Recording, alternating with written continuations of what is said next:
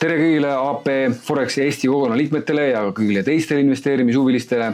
Sa oled siis vaatamas järjekordse kokkuvõtet sellest, kuidas on läinud Avoria Prime'i erinevatel investeerimistööriistadel. Tänasin sellest, et sa neid videosi vaatad, sellepärast et need on olnud tõesti elu muutvad nii minu jaoks kui ka paljude teiste inimeste jaoks.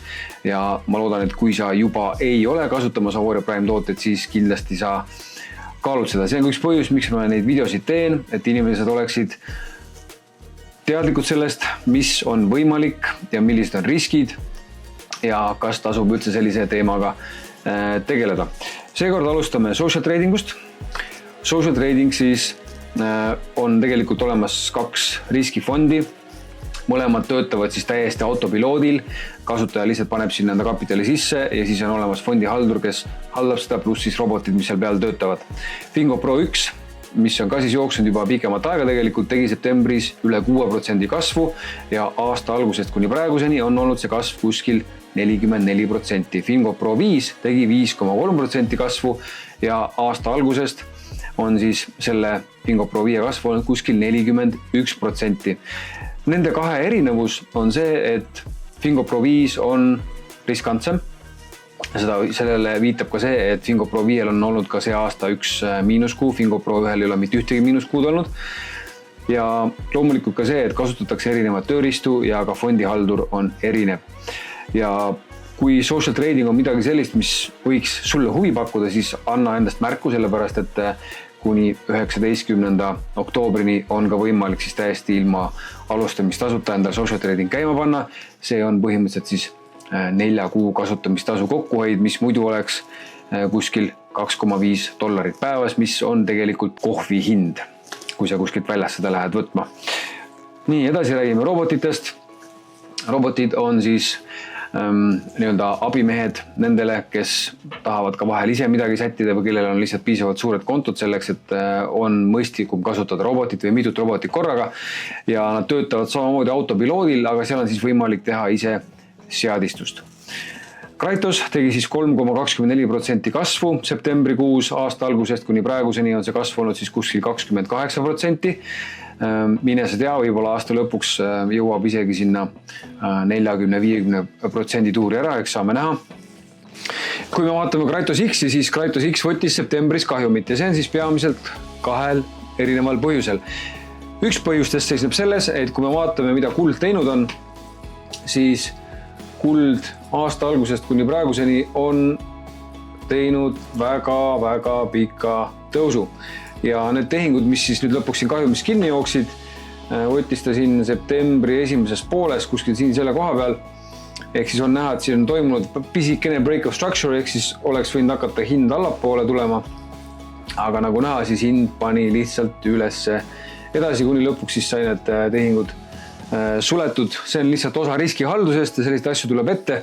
Loomulikult need, kes nüüd kasutavad Kraitos X-i uut versiooni ja need vanad tehingud ei ole avatud, siis uutel tehingutel juba hedžimine korralikult töötab ja sellist olukorda enam tekkida ei tohiks. Ehk siis drawdown selle asemel, et 25% drawdowni juures oleks kinni pannud, oleks see drawdown olnud kuskil suurusjärk 10% siis nende 2 tehingu puhul. Seda siis juhul, kui see hedžimine oleks töötanud juba tol ajal, kui ta need tehingud sisse võttis. Ehk siis, kui sina oled Kraitos X-i kasutaja, siis paar mõtet. Mina isiklikult kasutan Kraitos X-i väga konservatiivselt. Kui on konto väiksem kui 5000, siis ma Kraitos X-i üldse käima ei pane. Ja siis 5000 konto puhul ma vaatan ka seda, et maksimum lot size oleks väga hästi hallatud ja hedžimine oleks kindlasti sisse lülitatud. Et kui on veel vanad tehingud avatud, siis minu mõte oleks see, et mina paneksin sinna isiklikult lihtsalt niivõrd palju kapitali juurde, et ei oleks võimalik õhku lennata, sest küll see kuld lõpuks hakkab ikkagi uuesti alla ka tulema, aga loomulikult peab arvestama sellega, et need tehingud võivad veel üsna pikaks ajaks lahti jääda. Kui nüüd rääkida veel uuesti sellest samast Kraitos X-i kontost, mida ma siin näitan, siis mina isiklikult olen optimistlik, et selle aasta lõpuks on siis see -24% tagasi tehtud. Saame näha, kuidas selle asjaga siis läheb, seda siis juba jaanuarikuus saame lähemalt rääkida. Flash tegi septembris kuskil 1% kasumit ja aasta algusest kuni praeguseni on siis see konto teinud kuskil 20% kasumit ja see konto, kui ma õigesti mäletan, jookseb alates veebruari keskpaigast. Gearbox oli siis kõige suurem üllataja. Septembris ühtlasi ka tõi kõige kõvema tulemuse. Seda võib nimetada mitte tavaliseks tulemuseks, et ei tasu eeldada, et nüüd iga kuu hakkabki selline olema. Keskmine tootlus sellel kontol on olnud 5-6% kanti, aga septembris tegi see konto 16,78%. Lihtsalt sellepärast, et toimusid mõningad suured liikumised ja lihtsalt need liikumised olid väga soodsad siis Gearboxi süsteemi jaoks. See konto on jooksnud alates aprillikuust see aasta ja siis see konto on teinud aprillikuust kuni praeguseni 39,6% kasvu, mis on väga kõva tulemus ja see konto siis kasutab ainult 2 valuutapaari USD CAD, mis ehk siis on Ameerika dollar ja Kanada dollar ja euro USD ehk siis euro ja Ameerika dollar. Viimasena käime ka siis üle John Wick signaalid. John Wick signaalid siis tegi septembris kuskil 1400 pippi kasvu, mis aasta algusest kuni praeguseni siis on kuskil 14,500 pippi. Radar, mis siis lõpuks ilmutab ka positiivseid tulemusi, siis tegi septembris 7,4% kasvu. See sama konto sai käima pandud siis veebruarikuus, konto on endiselt hetkel miinuses, aga mine sa tea, võib-olla aasta lõpuks on see konto ka kasumisse jõudnud. Ja loomulikult viimasena Tart ehk siis Crypto Advantage on ka vaikselt ronimas välja sellest august, kus ta on olnud pikemat aega. Need inimesed, kellel on raha Tartis sees, kindlasti teavad ka seda, et Tartil ei ole mingisugust kuutasu, on täiesti tasuta toode. Ja võib eeldada, et kui samas tempos edasi läheb, siis kuskil poole aasta peale võiks olla asjad nii kaugel, et on siis nendest lahti olevatest tehingutest välja saadud ja ka võiks olla juba kasum ees olemas. Kui sa tahad täpsemalt teada nende asjade kohta, siis loomulikult minna Avoria Prime'i kodulehele. Võtan teile korra siin lahti, siis saad ennast viia kurssi nende asjadega. Ahah, mul ei olegi siin seda ekraani. Okei, paneme siis siia. Nii, ja võtad siit lahti support. Kirjutad siia Telegram.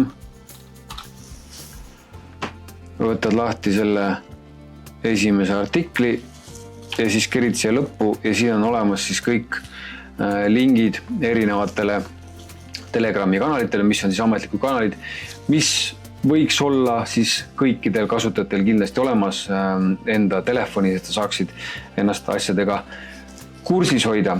Siia lõppu veel 2 mõtet. Üks on siis ajaline horisont ja teine on kannatlikkus. Need asjad on väga tihedalt omavahel seotud.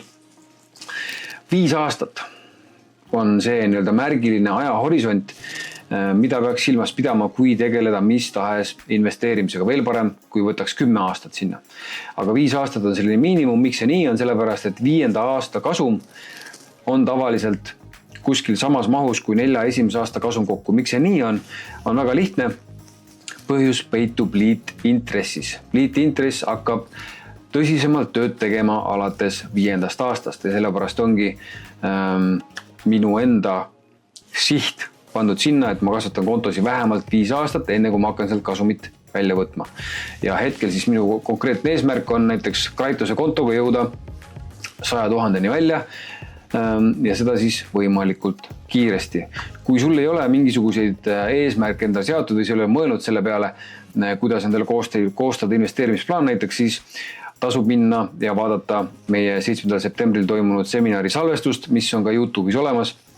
Panen selle lingi siia selle sama video alla. Tänaseks minu poolt kõik.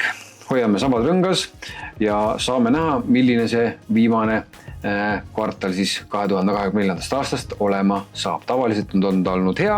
Loodame, et see saab ka see aasta nii olema. Olgu, olge mõnusad ja järgmise korrani.